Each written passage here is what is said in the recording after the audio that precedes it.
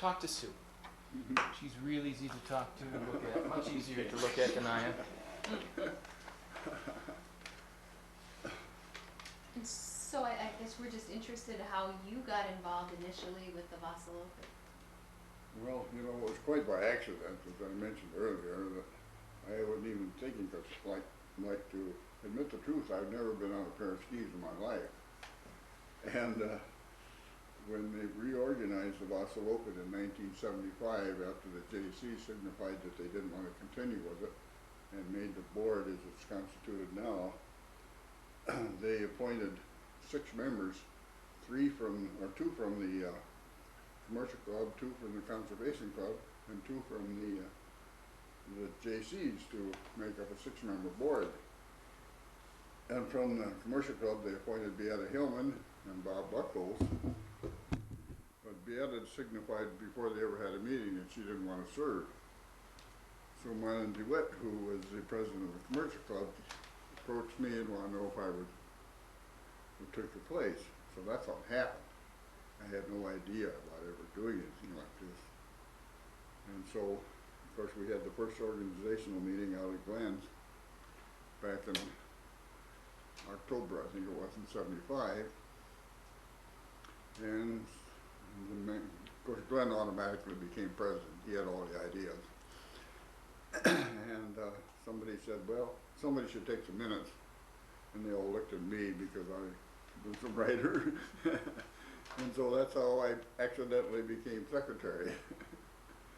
And the position I held for the full 12 years that I was on the board. It really became what amounted to a full-time job after a while. But in spite of the fact it was frustrating a lot of times, sometimes enjoyable, sometimes downright, I don't know what you want to say, scary. I enjoyed it all the way through, but after 12 years I decided that that was about far enough. So that's really a nutshell story of how I got to be on the board. Some memories of the first few races that you actually planned and coordinated? Well, you know, we were such neophytes. Nobody knew how to put a race on. And that first one, you know, Glenn had the big idea in 1976. We were going to finish the race in Mora. And he wanted to expand it from that closed loop 30-kilometer one that had been running up in the north to 50 kilometers, and we were going to finish in Mora. But of course we had a bad year for snow. And the last few kilometers into Mora from County Road 26, I think it was, up by Einer Hovlands, and then down was all water. So we had to terminate it at that spot. And, you know, this is one of the big flaws we found out right then. We had a motorhome there, and we were you know, announcing the skiers as they finished, but nobody knew their names. So they would say, here comes number 241, give 241 a big cheer, you know. and you know, didn't know where it came from or anything. and then we didn't really have any place for the skiers, you know. And here they came in, and they were, you know, all sweaty and hot from skiing, and then they stop and immediately get chilled, and we didn't have a school bus there for them to climb into. And they were standing around getting all chilled. We finally had to get a couple school buses up there in a big hurry so they could at least get warmed up. So that's a couple of the things that happened. I remember one of the guy that finished second that year, Olaf Seppala, he came in and he was really grumbling. 50 kilometers of sticks and stones, but yet he finished second.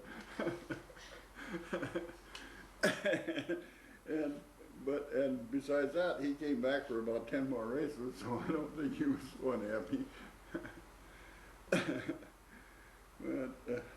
And then we had Miss Mora there, who was a girl from Ogilvy, by the way. she was supposed to greet the skiers, but she just stood around with her hands in her pockets and didn't know what to do, and nobody had briefed her on doing anything, you know. So that was kind of a disaster. So I'm thinking, how long after that did Franz Kula start playing? Well, see, Daisy Samuelson, I don't, you know, you remember her?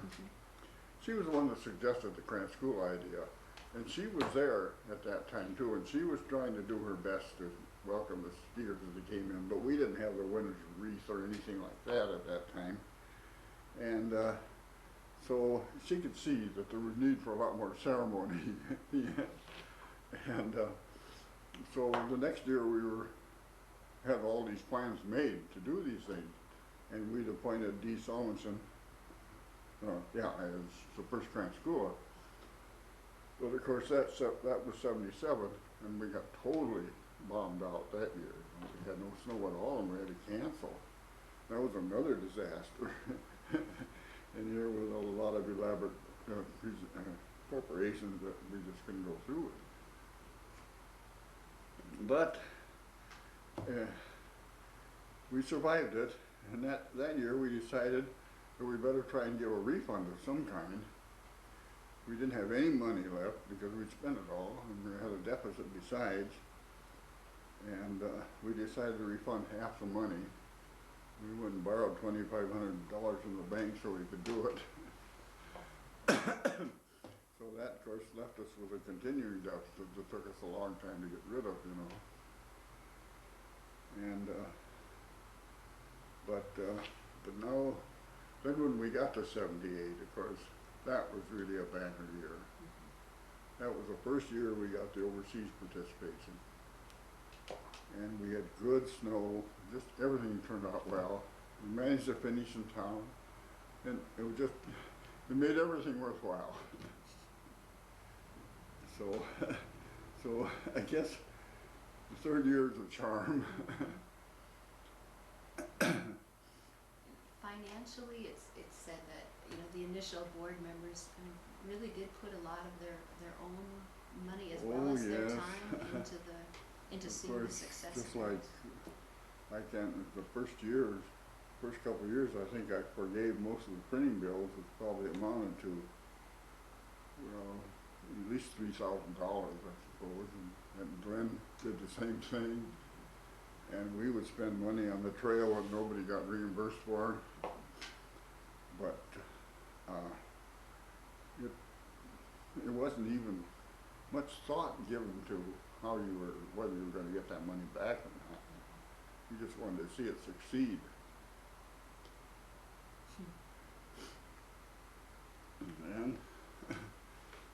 And it did, although we did run a deficit pretty much at the time. Glenn always insisted that we have a budget. So I would work all summer making up a budget, and then come fall and get totally ignored. But you know, we started out, you know, like the first year the JCs ran it, they charged $1.50 or whatever it was to ski in. You can't even break even, you know, that kind of piece. And even when we started doing it, we charged something like $3, $5, $7.50 or something like that. And you're spending far more per skier than you're getting back, you know. I mean, you can't break even if you're not even considering being a profit-making organization. But you can't do it. So what kept you with the Vasaloppet for all those meager years where you were just working so hard? What kept you with it? Determination. I mean, there was something about it.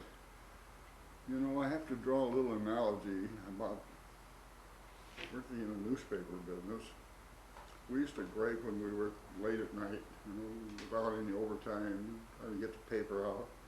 And I remember one old printer told me one time, you know, he says, maybe you think you're not getting paid what you should and everything, but people will do more than anything just to see that the paper comes out every week. And it was sort of like that with the Vasaloppet. we made a promise that we were gonna put on a race, and no matter what happened, we were gonna do that. And so, it just had to go, that was all. And regardless of what happened, just like one time we overspent our allotment for the trail, and Glenn says, well, he said, sometimes you have to spend the money whether you got it or not. And that's not the way to run a business, I know, but and we were always in hot water doing that, but we had continual improvement. And you know, that trail building, of course, the Bossa I think is unique in all the races in the world that it builds and maintains its own trails.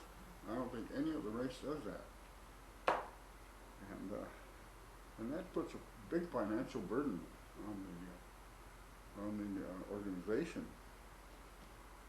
It's like I tell him. Sue, I asked her if Bernie had told her about the white pine stump. And you know, when they were trying to build a trail, they had cut down a great big white pine tree. It was an oak tree, I mean, and they couldn't get the stump out of the way, and Bertie decided he'd blow it with dynamite. Well, he put enough dynamite in there to blow up a battleship, I think. And by golly, he got the stump out of there, but then he had a crater about 20 feet deep that they had to backfill. And of course, that was just about as big a project as getting rid of the stump. Bernie's always been kind of embarrassed about that. He doesn't like people to tell that story very much.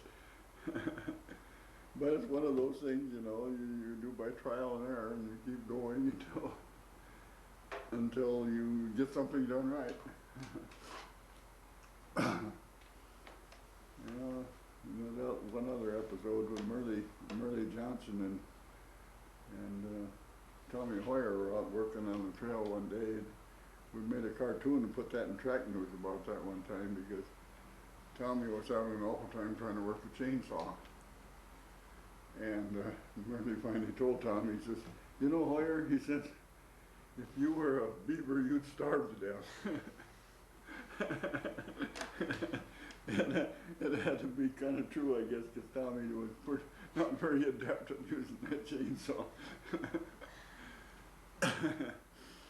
You know, if you could ever get Glenn started on telling some of those stories, he knows a million of them. Hi, Merle. Thoughts about the Bossa today, where it's evolved and where it is today. Any feelings about the race now? What do you mean, where it is today? Well, from where it started, from where you started Yeah. it, and how do you see it today, 25 years later? Well, what has become, I think it has become an institution. It has taken on an identity of its own now, and to like we said at about the time we went off the board, that you can't kill it anymore. It's there, and it's going to stay there no matter what. You know, whoever's at the head of it. And I kind of think that's true. It's a part of Mora now, and it's part of life in Mora. And I think it's become like old home week. Every time that we schedule it, people that used to live here or away at college or something, they want to be home for that week. And so I think it's a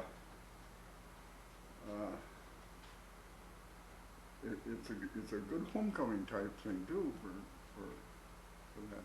And I don't know. I think we've lost a little of the international flavor. I think because we're locking horns a little bit with that Canadian race that goes on at the same time. And but it seems to me there should be some way to get the international competition back again. I'd like to see more people from Europe coming here. You know, Bob Lindy had a real good idea one time. I don't know whether it can happen or not. he had an idea about getting a humongous loving cup, jewel encrusted type trophy up that could be presented to a skier that could win both the Swedish and the Mora Vasaloppet in the same year. And the beauty of that is because ours is staged a week or two earlier than theirs, they'd have to come here first in order to try and win that thing. And if nobody wins it, we'd add some more stuff to it and they'd try to win it again next year.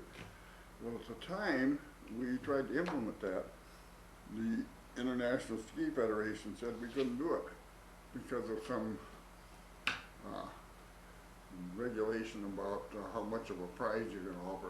Couldn't be over 600 Swiss francs worth or something like that. And I wonder if that hasn't been changed now. You know, you look at seeing all the professionals in the Olympics and all that sort of stuff. I'd like to see that looked at again. But I do think that it's become such a part of the life in Mora that it'll always be there as long as people will ski. And as long as we don't do something deliberately to kill it.